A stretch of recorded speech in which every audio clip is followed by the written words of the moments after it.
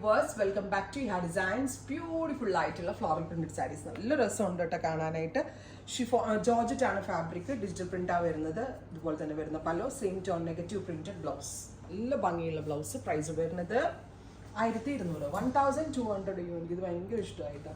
Ready for despatch, express delivery. ഒരുപാട് നല്ല shades ഉണ്ട്. Next one is lavender.